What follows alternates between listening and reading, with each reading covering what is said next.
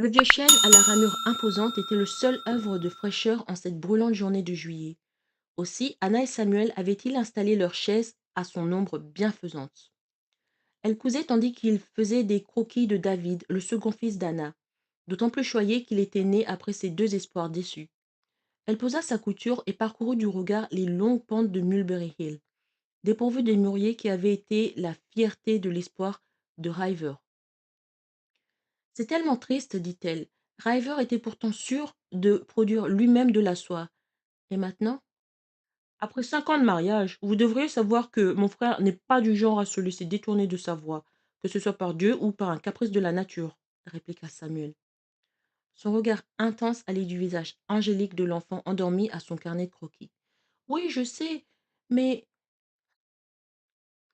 le prix du mûrier avait tellement baissé que les pépinières, en désespoir de cause, les vendaient comme bois de feu.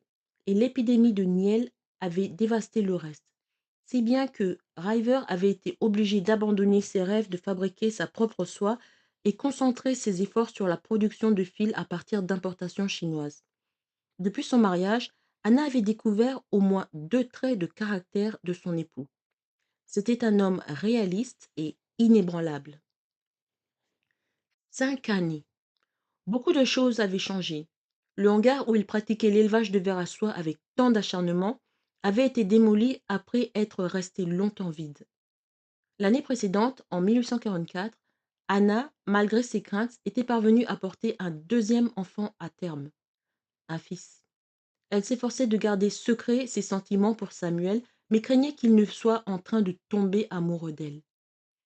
Elle reprit la chemise de Baptiste de River et s'appliqua à faire de très petits points à l'accroc du poignet afin de ne pas se laisser distraire par le profil parfait de Samuel, serein et concentré sur son travail. Si Elias Howe réussit à se faire connaître, toutes les femmes voudront sa machine à coudre, dit-il. Mais je doute qu'une machine soit capable de reproduire vos points. Ils sont si fins qu'on les voit à peine. Anna considéra la chemise de River. Depuis le temps qu'elle recousait ses accrocs, jamais il ne l'avait complimenté sur la finesse de son travail. Des machines comme celle-ci ne permettraient pas, ne mettraient-elles pas des milliers de coutures au chômage? C'est un point de vue, mais River dit que cela leur permettrait de travailler plus vite. Si les couturières utilisent plus de fils, les soirées chauds devront en produire plus pour répondre à la demande, donc un meilleur profit. River ne m'a jamais parlé de cela. Samuel n'ajouta rien, mais reposa son fusain et tint son carnet à bout de bras pour étudier la ressemblance de son dessin avec David. Pourtant, Anna percevait la tension qui émanait de lui avec la même acuité qu'elle sentait la brise paresseuse agitant les feuilles au-dessus de sa tête. Êtes-vous heureuse ici, Anna? J'ai deux beaux enfants en bonne santé, oui, cela me satisfait. Êtes-vous aussi satisfaite de mon frère? Il est mon époux. Samuel posa la main sur son bras, l'obligeant à cesser de coudre et à lui faire face. Il est peut-être votre époux, mais je sais que vous ne l'aimez pas d'amour. Elle jeta un coup d'œil inquiet vers la maison. Je vous en prie, on peut nous voir et faire de fausses déductions. Il retira sa main avec regret. Personne ne nous verra. Madame Hardy a emmené Benjamin donner à manger au canard, et James est allé à Hartford chercher des courroies. River ne sera pas de retour de Northampton avant ce soir. Nous pouvons donc parler en toute tranquillité, et je crois qu'il est temps.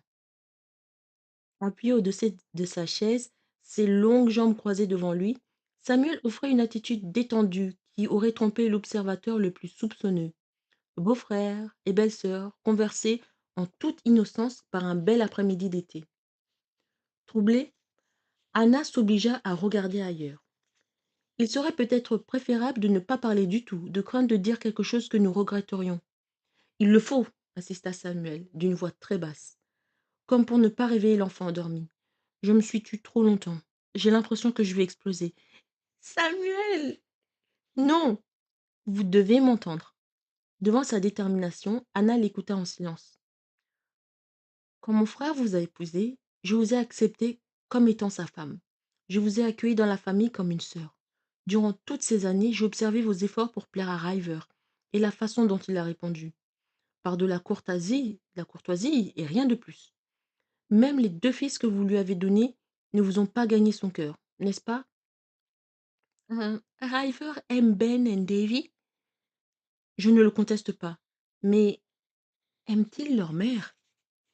Anna se détourna. J'ai 23 ans et je suis une mère de famille et non plus une oie blanche rêvant du prince qui l'enlèvera. L'amour ne compte pas. Il posa de nouveau une main légère sur son bras, et ce contact était si chaleureux et vivant que celui de River était impersonnel. Vous ne me dupez pas, Anna. Il me suffit de plonger dans vos yeux pour voir que l'amour compte pour vous. Il avait raison, bien sûr. Avec sa sensibilité d'artiste, il lisait dans le cœur et l'âme d'Anna. L'amour qu'elle portait à ses enfants ne suffisait pas à combler le vide laissé par l'indifférence de River. Elle baissa la tête vaincue. Je ne peux pas obliger River à m'aimer. Je dois faire de mon mieux avec ce que j'ai. Cela s'appelle faire des concessions. Personne ne devrait y être obligé. La vie doit être vécue comme un festin dans lequel on mord à belles dents. Facile à dire, Samuel Shaw.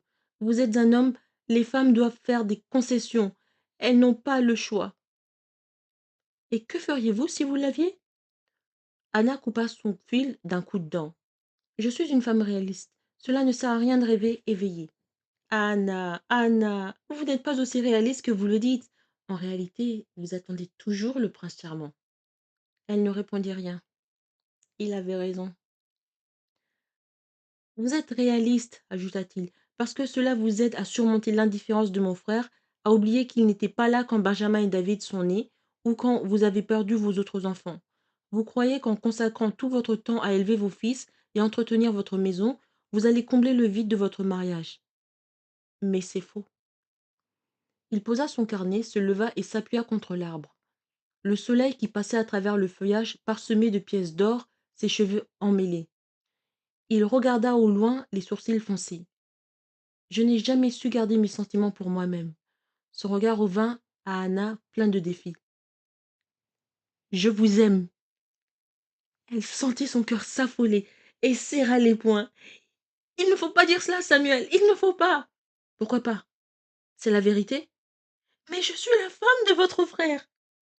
Vous l'êtes d'une façon qui ne compte pas. Prise de panique, elle se leva. Elle devait prendre Davy et fuir avant que Samuel ne découvre une vérité qui les détruirait tous les deux. Ne me fuyez pas, Anna, dit-il sans faire un geste pour l'arrêter. Écoutez-moi d'abord.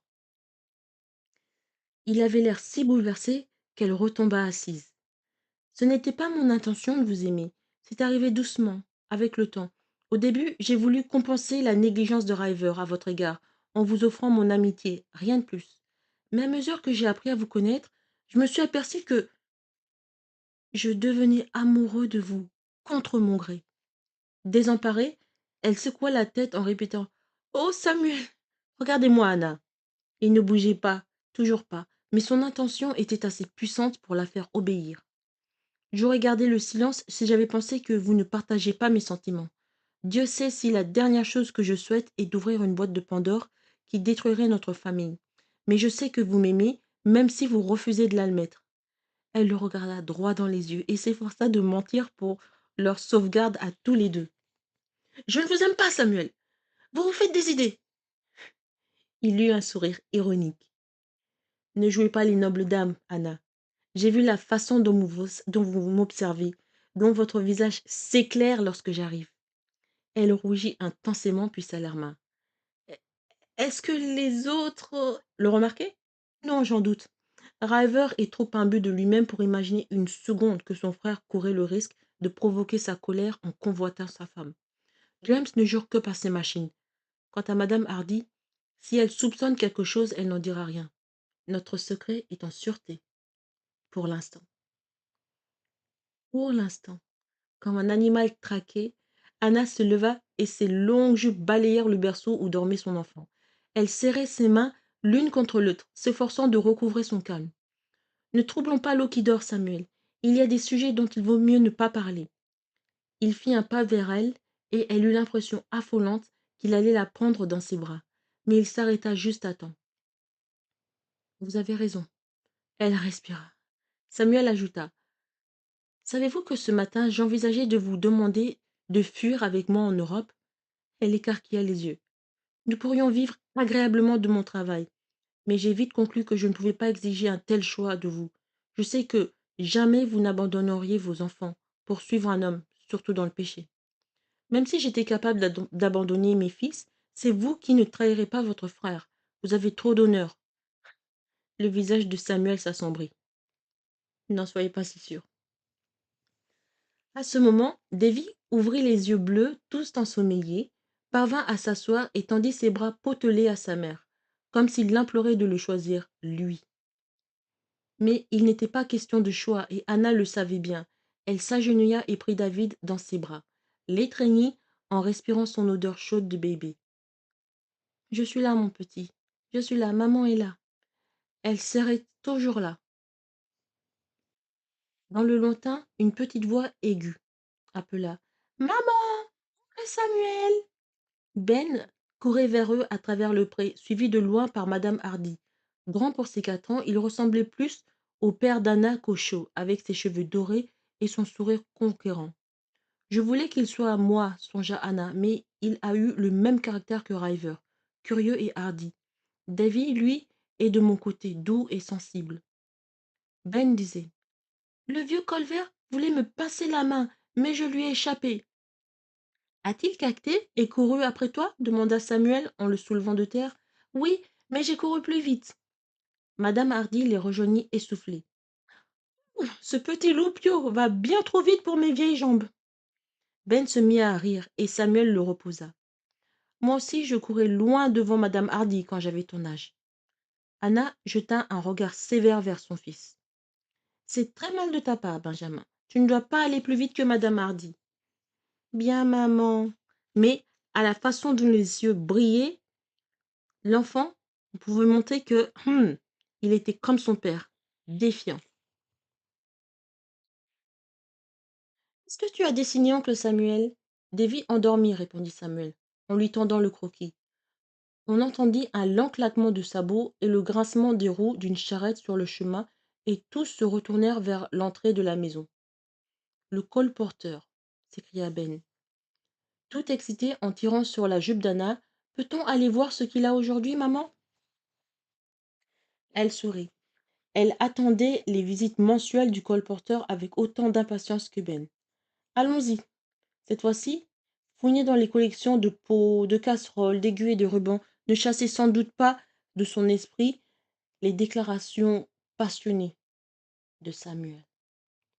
Plus tard, après le départ du colporteur enrichi de quelques dollars, Anna se retrouva seule dans sa chambre, à épousseter les meubles. Le ciel de fin d'après-midi se chargeait d'une nuit orageuse, grise et menaçante. La confession de Samuel ne cessait de la hanter. Elle ouvrit une fenêtre pour laisser entrer un peu d'air dans la pièce étouffante. Il avait dit qu'il ne désirait pas jouer avec une boîte de Pandore. Eh bien, le mal était fait. En quelques secondes, il avait jeté à bas tous les faux-semblants de son existence. Elle s'appuya contre le montant de la fenêtre et ferma les yeux. Comme elle aurait préféré qu'il ne lui avoue pas son amour. Maintenant, comment se satisfaire d'un mariage dénué de sens? Mais elle se reprit. Je continuerai pour les enfants, se dit-elle. Personne jamais ne connaîtra mes sentiments réels à l'égard de Samuel, surtout pas River. Les premiers roulements de tonnerre résonnèrent et elle souhaita le retour de son mari.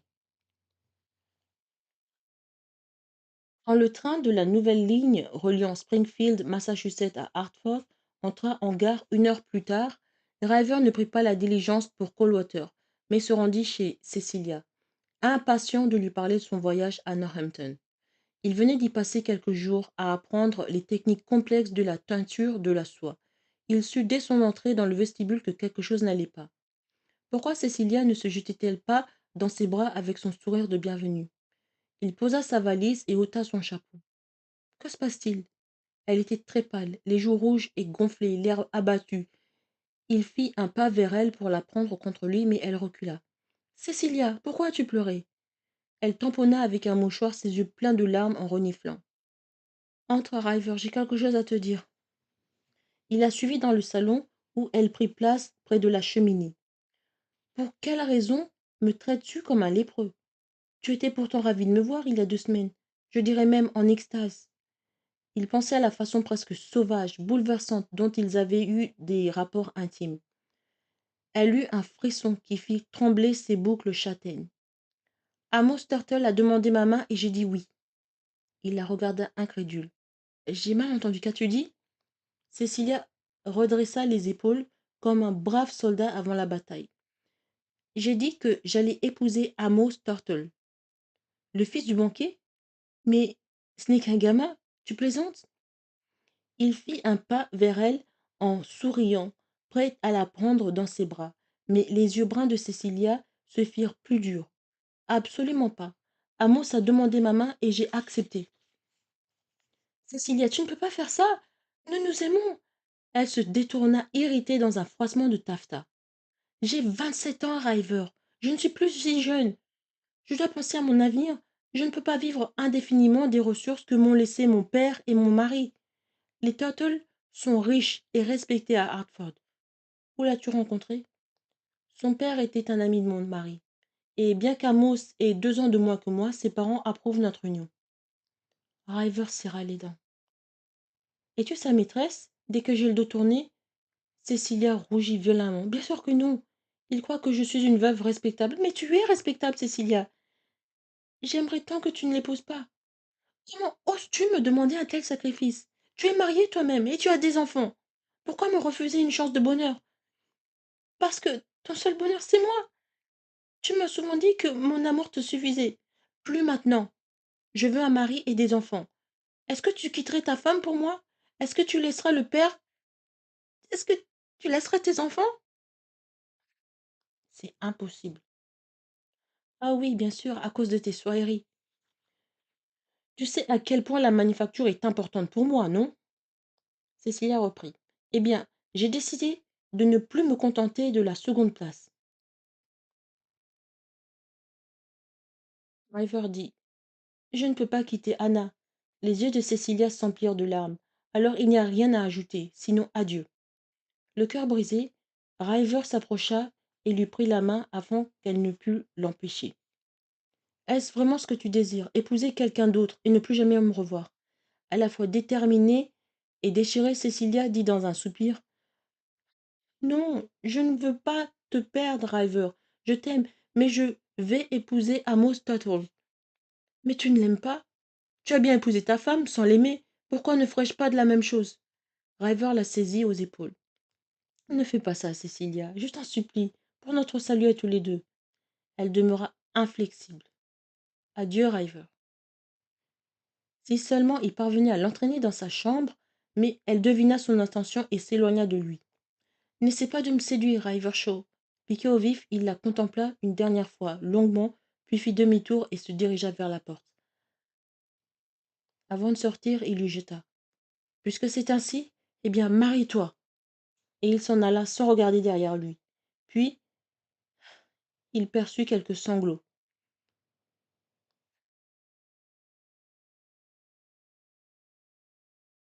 Une pluie froide se mit à tomber du ciel assombri, comme de l'eau d'une pompe, s'écoulant du chapeau de River et le trempant jusqu'aux os, au moment où il descendait de la diligence pour rentrer chez lui. Il avait perdu la seule femme qu'il eût jamais aimée. Il trébuchait dans les sentiers boueux et la pluie. Où étaient ses larmes?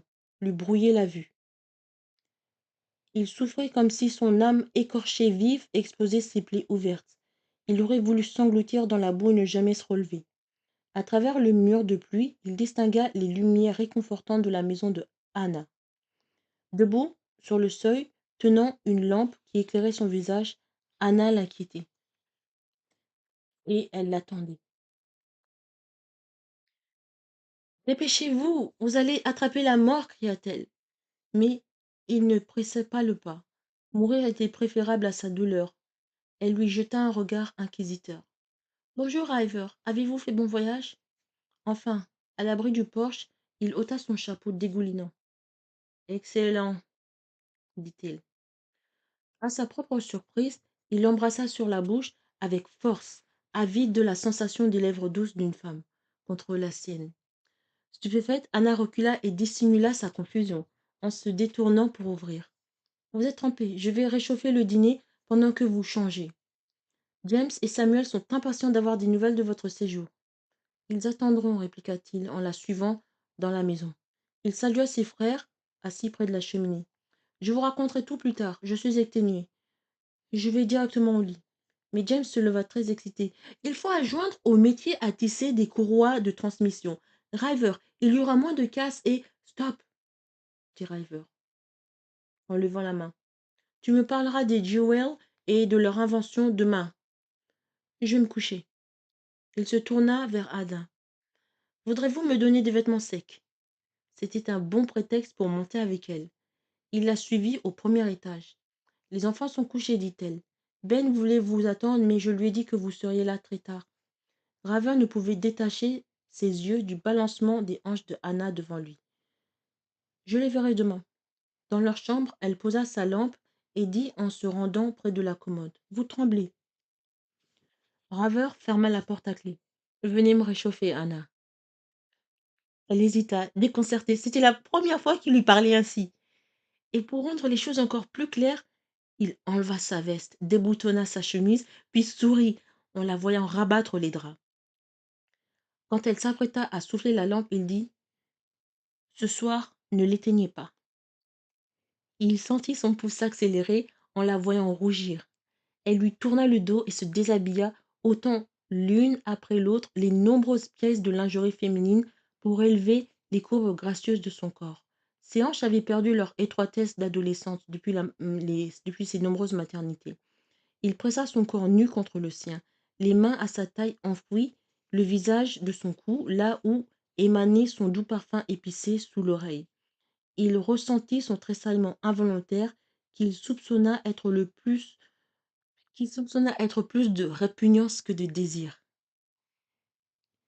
Cécilia, cria-t-il en silence, en faisant glisser ses mains sous les seins palpitants d'Anna. Driver, je vous en prie, murmura-t-elle raidie. Il coupa court à ses protestations en mordant le lobe sensible de son oreille. Cette nuit, entre toutes les nuits, il lui fallait la conquérir et la satisfaire afin d'atténuer la douleur insupportable causée par l'abandon de Cécilia.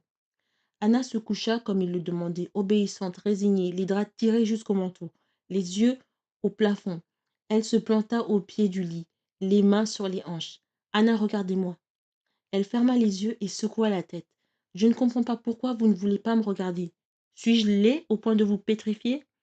Son ton de moquerie affectueuse surprit si fort Anna qu'elle ouvrit tout grand les yeux et vit son mari nu pour la première fois. Elle essaya de détourner le regard, mais n'y parvint pas, à sa grande confusion. Driver avait un très beau corps, puissant et ferme, les épaules larges, le torse musclé, la taille étroite, et son désir pour elle n'était que trop évident. Elle rougit et tourna la tête. Vous n'êtes pas laid du tout. Il attrapa le drap et la découvrit. Vous non plus. Et puisque j'ai grand plaisir à vous regarder aussi, nous laisserons la lampe allumée. Mais vous ne le vouliez jamais auparavant. Eh bien maintenant, si. Il se coucha à côté d'elle et elle se raidit, prête à leur habituelle union hâtive. Mais ce soir-là, il la prit dans ses bras, l'embrassa avec lenteur, attention, caresse, et il caressa ses seins et la confusion d'Anna se transforma en stupéfaction, tandis que des vagues de chaleur la parcouraient. Elle avait l'impression de fondre, haletante, et les yeux fermés, surpris, à souhaiter que ce fût Samuel qui lui donnât tant de plaisir. River continuait d'explorer son corps avec sa langue, ses mains, etc., etc. River la posséda enfin avec un art consommé qui attisait le feu brûlant en elle. Et lorsque, pour la première fois, il lui fit atteindre les sommets du plaisir, ce fut avec une telle intensité qu'elle cria. Tard dans la nuit, Anna s'étonnait encore en regardant les cheveux emmêlés de River endormi contre son épaule. Il s'était passé quelque chose entre eux, essentiel et inexplicable. Il ne l'avait jamais aimée ainsi. Elle ne s'était jamais sentie si proche de lui.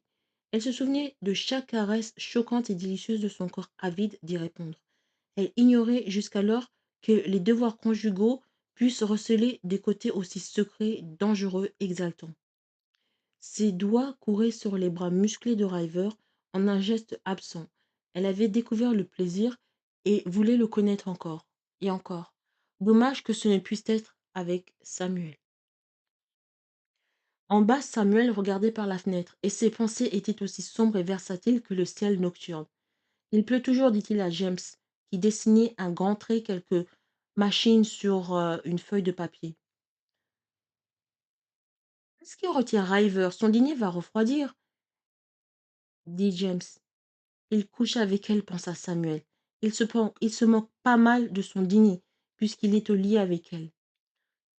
En voyant arriver son frère blême et hagard, Samuel avait deviné qu'une catastrophe sans précédent était tombée sur lui, et qui avait sans doute pour nom Cecilia. Dès le lendemain, Samuel chercha à savoir ce qui poussait son frère sans foi ni loi à se réchauffer au lit auprès de son épouse. Le lendemain matin, il faisait beau, et Samuel sortit de bonne heure se promener près de la rivière, de façon à éviter de rencontrer Anna au petit déjeuner. Il ne revint qu'au moment où River partait pour la filature.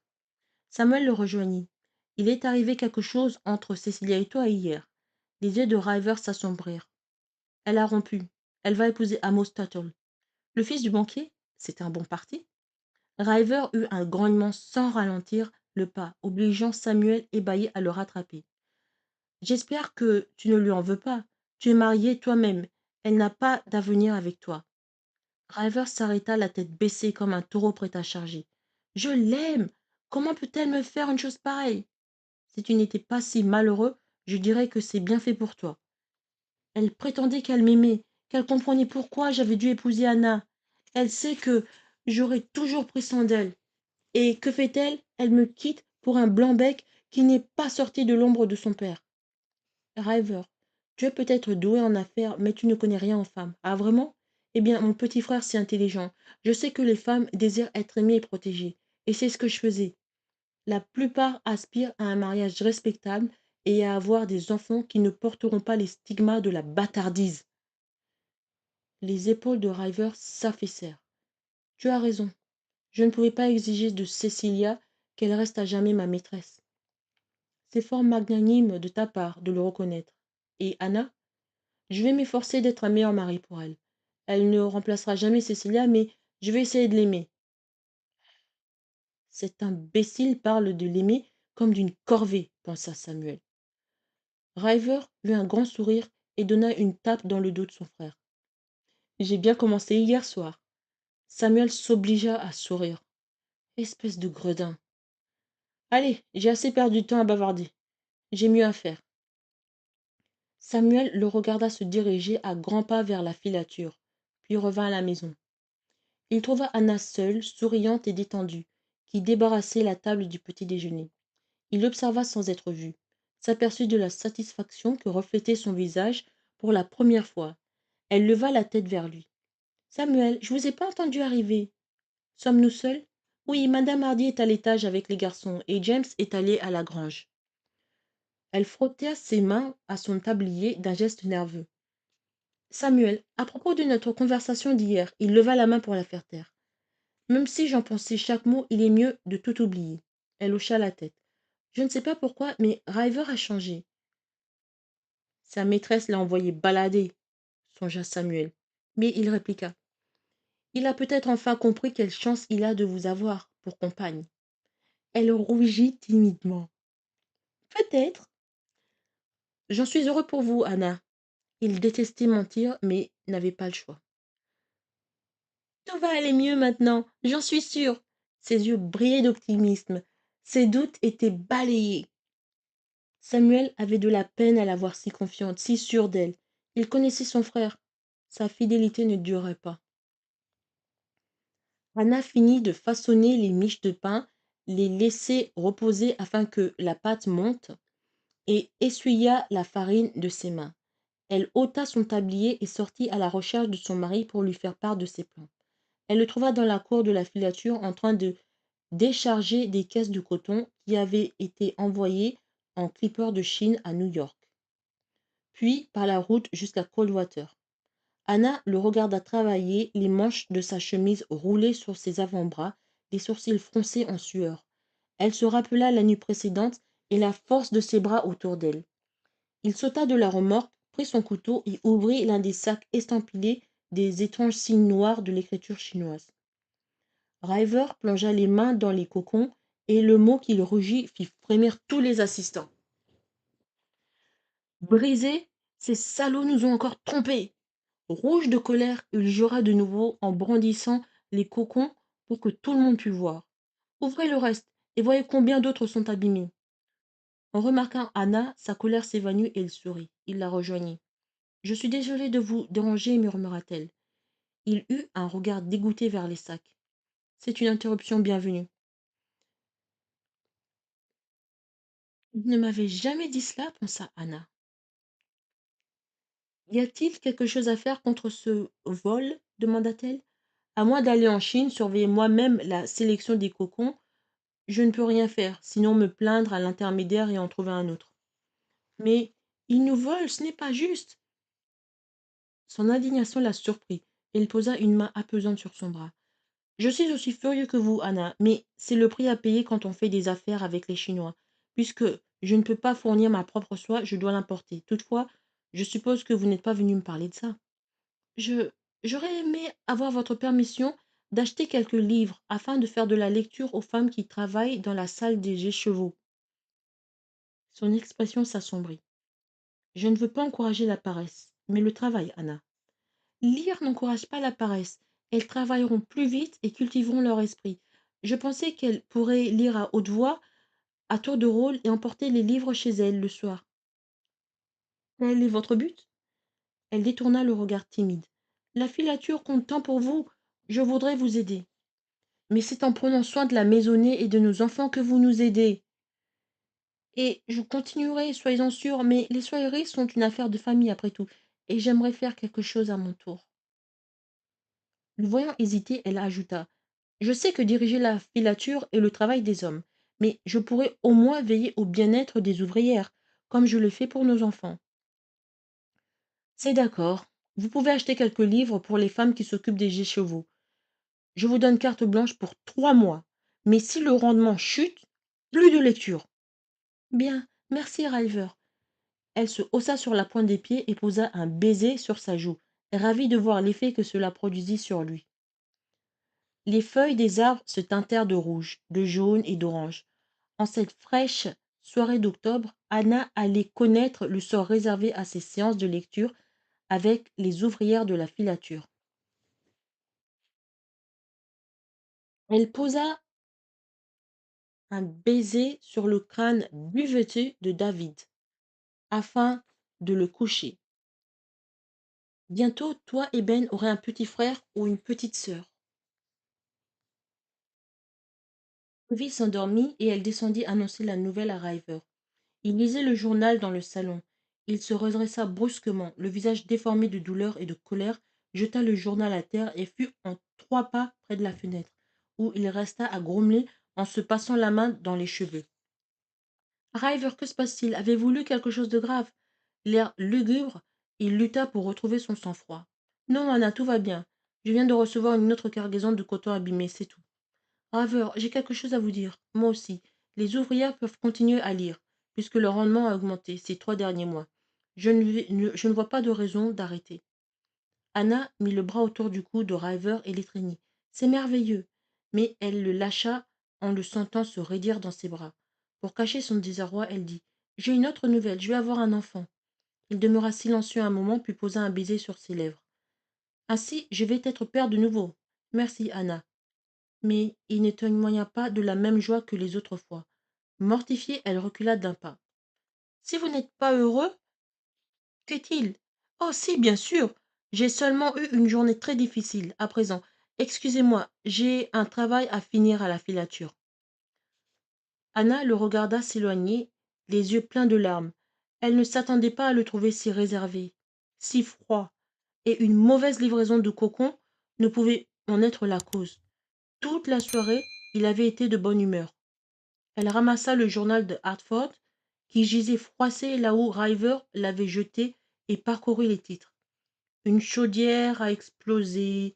Le banquier Amos Tuttle épouse Cecilia Layton. veuve d'un capitaine. Le niveau de la rivière Connecticut était plus bas que la normale à cause de la sécheresse de l'automne. Elle fronça les sourcils perplexes. Rien ne justifiait le bouleversement soudain de Ryver.